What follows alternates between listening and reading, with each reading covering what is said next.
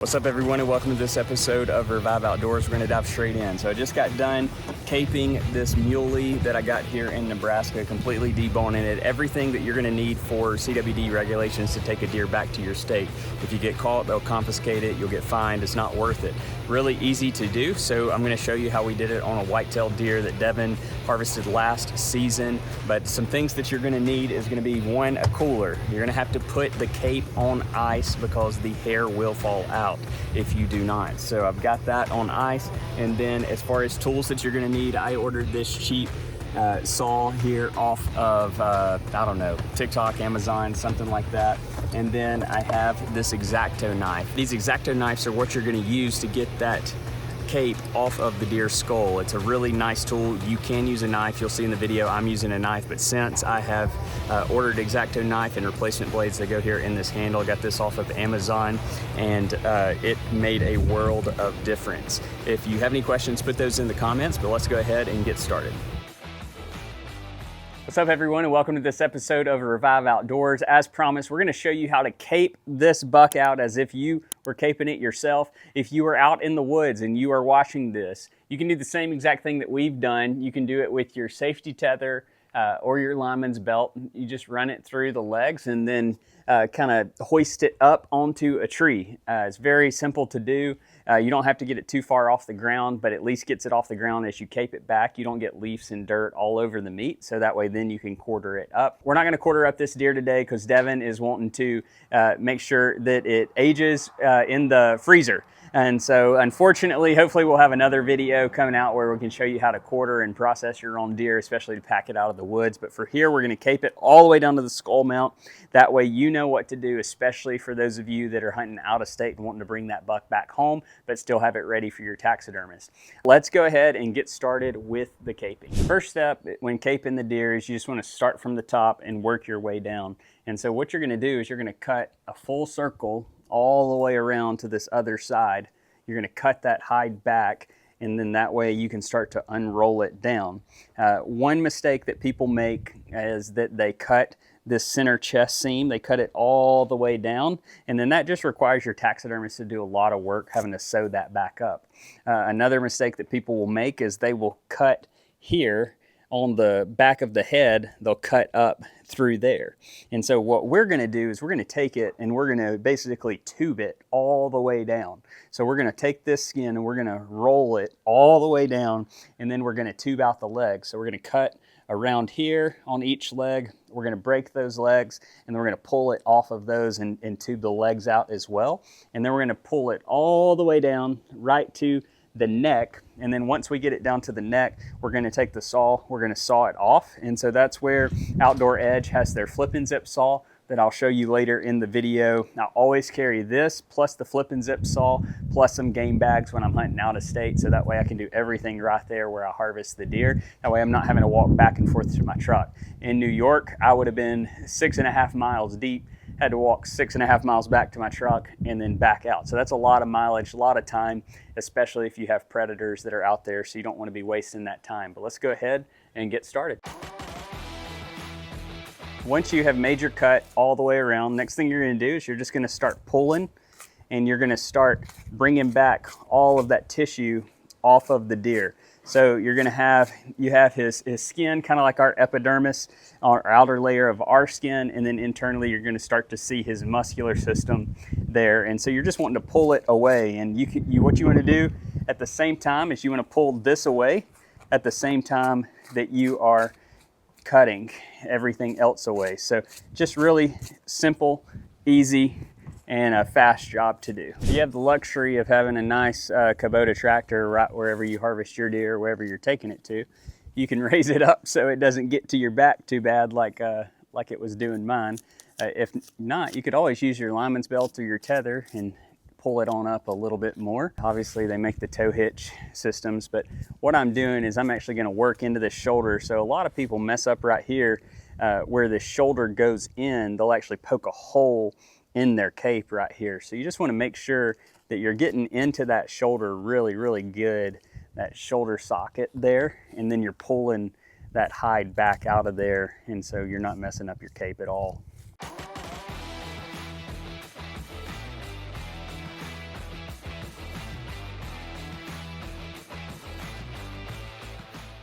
So now we've made it down to the legs, and that comes to our next step. So you're just gonna slice the legs around this knuckle. Now, if you don't have a saw on you, that is okay. You can actually break these legs and you don't have to worry about having a saw, but a saw is just nice and makes it more convenient. So that's why I always have the flip and zip saw.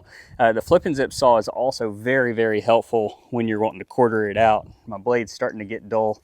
I've already gutted a few deer with this, plus this one today. Now caping it, really dulling it out. But you want to just run around kind of the base of that knuckle, and then you can take this and you can push against it each way and it'll break it. But what I'm going to do is I'm going to use this flip and zip saw so y'all can see how it would work. And so really tiny saw, but a really mighty one. So you just take this, pop it out, and then you're just going to run through that bone. And then another thing I didn't mention, this right here has probably cut, I don't know, hundreds of trees down for shooting lanes and different things. But you can go around it and you can really saw through it. And then once you got it sawed down, you might have a little bit of hide there, so you're just going to cut that away, and then you can keep this or not. For those of you that do not know, there is an interdigital gland that is right there in between every deer's hoofs and their front hoofs. That's one of the 7 glands that a deer has, and they disperse scent through that, but when they're wounded, they express a wounded scent, and that's how tracking dogs will actually track them. So let's do the next one here. So what you want to do is you want to saw down. You don't have to saw the whole thing, just kind of get it started. And then if the deer's rigged up especially, all you got to do is just break it. Oh, I just did it. Then once you have those legs out, again, what I told you is a lot of people do is they'll slice it. I tube it personally. Your taxidermist isn't really going to care, but it's just a personal preference for me that I hate slicing any of the cape up. Let me go ahead, and this thing's getting dull. Let me do a blade switch real quick. I always wonder, like, man, why didn't I switch that out sooner? Every time I don't, you know, I'm kind of trying to wait to get the most out of it.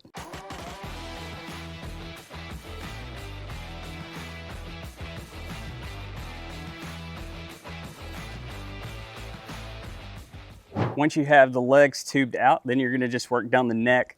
You just got to be really careful to get that hide, that cape, detached from it without damaging a lot of that neck roast meat. And so you're just going to slowly pull like we've been doing. Helps to kind of overlap it over the head and get it out of the way. And then you just reach your hand up in here like we've done this whole time, and you'll just pull it away.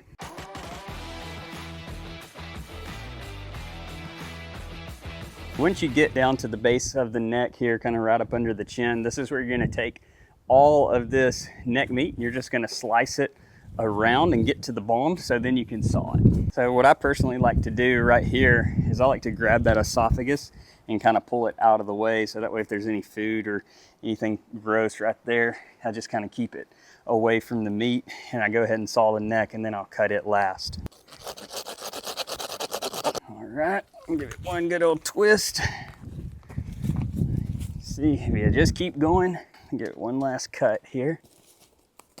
And there we go.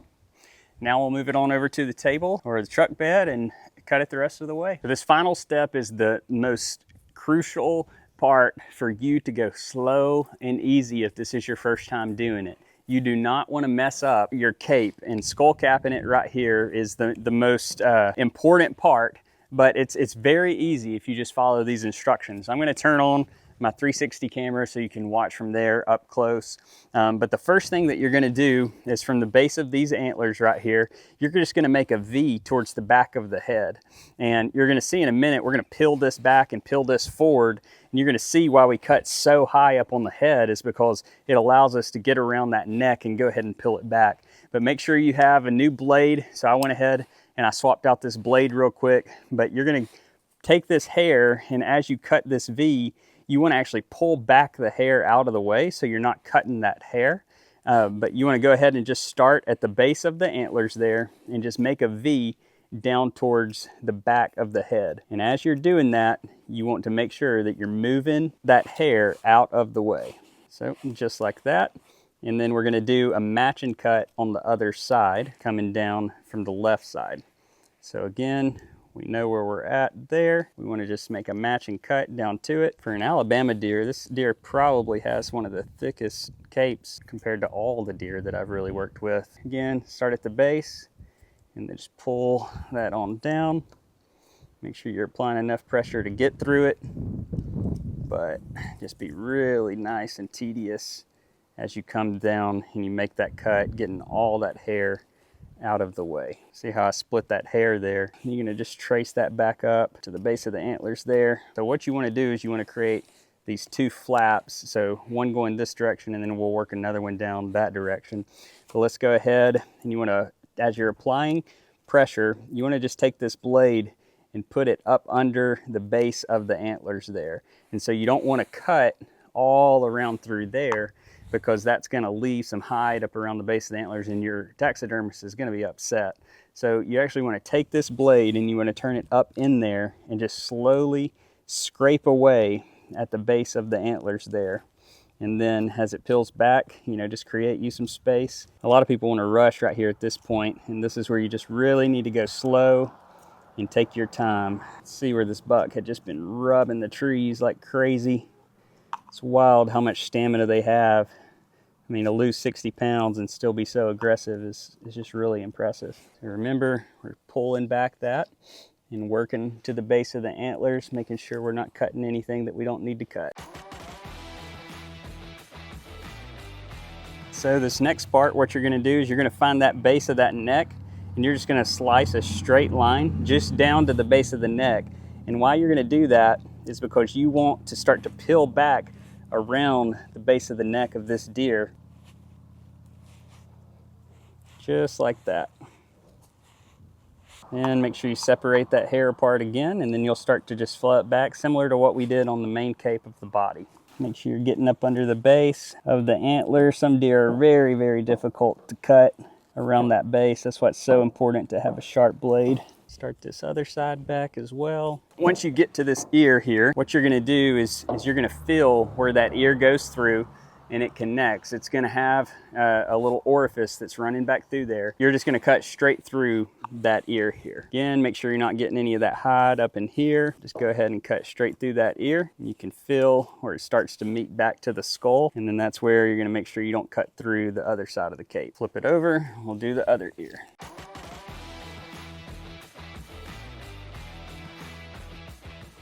All right, we've worked around this entire base here. You're just gonna go ahead and just slowly peel that back. We're gonna pause there and then finish the other side.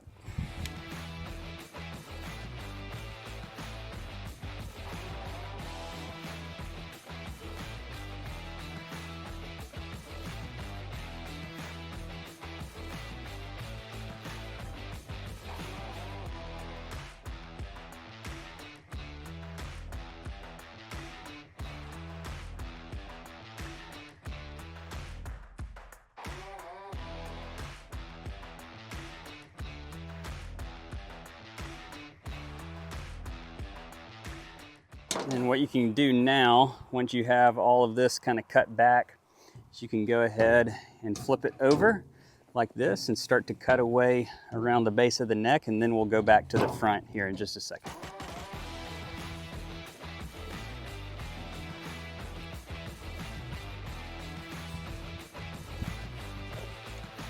So what you want to continue to do is just work down through here, and you'll feel against the skull. It's okay that if you get a little bit of this meat right here, as my friend Daniel will say, it's actually good because it'll help insulate it and help you know, the cape from deteriorating, especially as you transport it.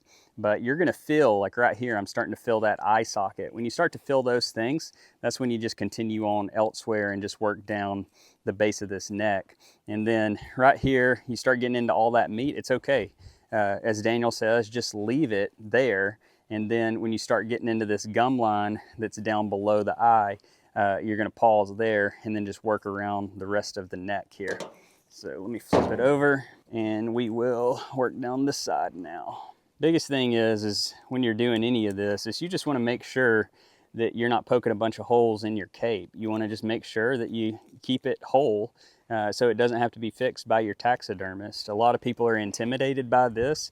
As you can see, it's not that difficult as long as you just take your time. I mean, you've dedicated, you know, who knows how much time to harvest in this buck. Hopefully you walked right out and you killed it first day of wherever you're at, but most likely you've invested a lot of time and money. But if you've got to get it across state lines, you don't want to leave it somewhere far away, then this is the best way to do it, is to watch a video and just do it yourself. So I can feel that skull right in there, so that's what I'm feeling for, just making sure, you know, I'm not going as fast as what you would see somebody who does this all the time. I'm just taking my time and making sure that I get around everything I'm supposed to without poking a bunch of holes in the cape. We're starting to come underneath the head here, that neck meat right there. I'm just going to cut right through it and I'm going to leave it on.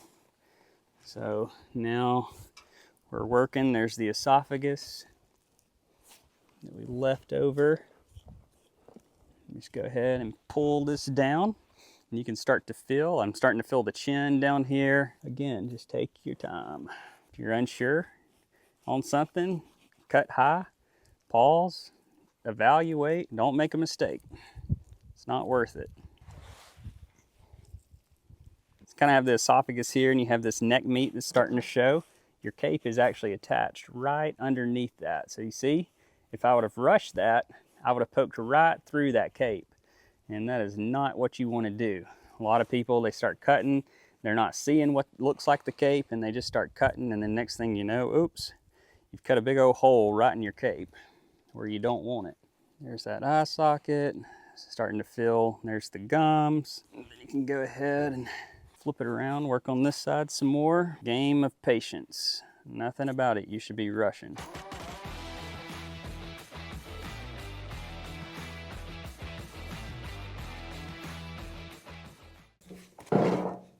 Okay, now what I'm going to do is I'm going to flip this up right here and we're going to start working on the front. So right here, you just want to go through and cut away right inside this gum line. So you want to actually leave all of these little kind of bumps that are along here. You want to leave those alone and you want that to stay a part of the cape. You do not want to cut into that at all. So you're just going to come around real nice and easy. Just with a fine cut, you're just going to cut back, leaving all of that just like that right there. Leave the meat. No reason to cut it. Your taxidermist can cut away whatever they need to when you get home. You're just trying to make it legal to bring it back across state line. Cut through that nose cartilage, double check, try to feel where that hide's at, make sure you're not cutting through it. Now we'll work through this bottom lip here. Just going to work down that jaw line and just slowly peel it back. Right here on this eyeball, what you want to do is you just want to kind of slowly pull. At the same time, you just graze your knife over until it starts to expose that eyeball. So you can see that's that eye socket right there. You just want to kind of take that and just thin that layer back little by little as it starts to expose that eyeball there. So what you want to do once you get to this eye, it's going to start to expose this eyelid.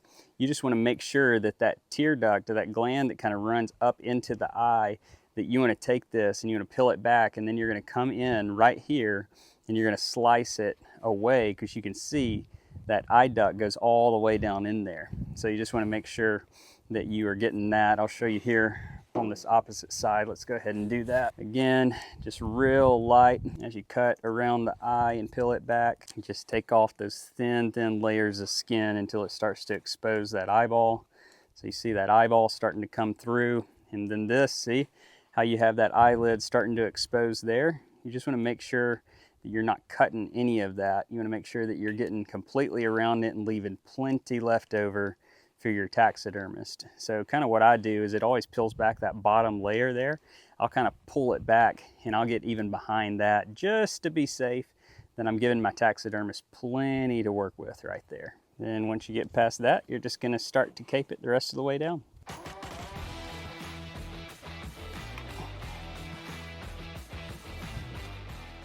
All right, and then once you get to the end, remember you really want to be careful around these gums. So that's when I'm going to stand him back up here, and I'm going to start to just finalize kind of these cuts right here around these gums. So another thing that'll help you is you can kind of feel where that jawline is, and you can kind of cut back around here and know that you're not going to mess it up. So I can feel it, all that in there, kind of where it goes to and stops. Again, leaving meat is okay. Cutting your cape is not. And there you go, there's that side. I'll flip him over to this side.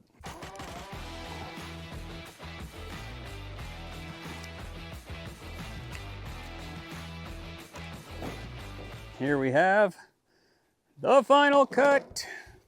We are done. And now we are down to our last 2 steps. Everybody's a 2 steps, right? Okay, so we don't want to miss these last 2 steps, because if you want to make sure that your mount is taken care of and good to go, this is how you're going to want to store it for the ride home, especially coming out of state. So what you want to do is you want to just lay this ear flat. You want to have the nose and the mouth facing that way. You want to have that V flap that you cut up like that. And then you're going to rotate this over. And then you're going to take this flap right here. You can kind of tuck it down in there as well. You're going to roll it over 1 time. And then that way it's protecting everything. And then you're going to go ahead and fold that ear. And then you're going to just roll it up in itself. You're going to make sure those legs and everything are good to go. And then you're just going to take it and roll up your cape really nice and neat. And then that's going to prevent any kind of freezer burn or freezer damage, making sure there's no exposed meat, and it's going to keep that hair nice and tight. And then what you'll take now is if you're out in the woods, you'll just wrap this up to pack it out. But then you're just going to take it and wrap it in a garbage bag, is what I do. Then I will take another garbage bag and put it on there. But that is going to be it for that part. Now we'll go to skull capping this. Very last step of this process, what you want to do to skull cap this is obviously you transport it back to your truck, and then you want to always have a saw kit. So this saw is always in my truck year round, so I can help myself or I can help others. So you're just going to open it up and go ahead and pull out the saw. So this saw here is the one that I bought. It's really cheap. I don't even know how to pronounce that brand, but it holds good battery life, fully charged. All you do is rotate that over, insert that in, let it go, pull it, make sure it's good to go, and then we're ready to saw. This is very, very important when you are cutting this to not do 2 things.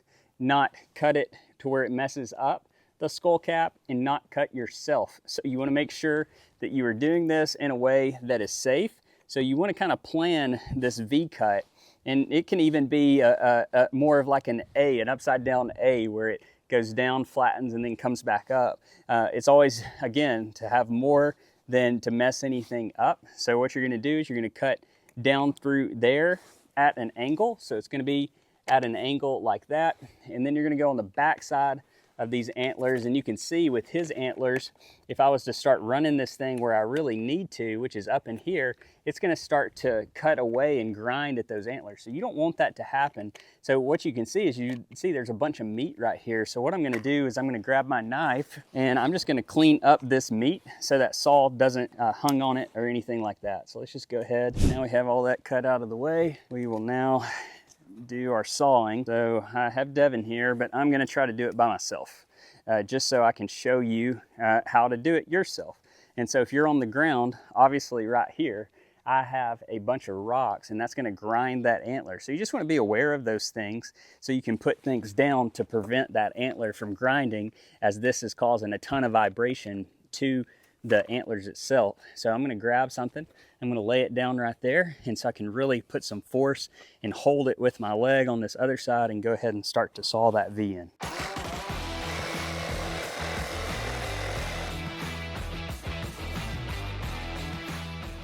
There we go. We have it all skull capped out.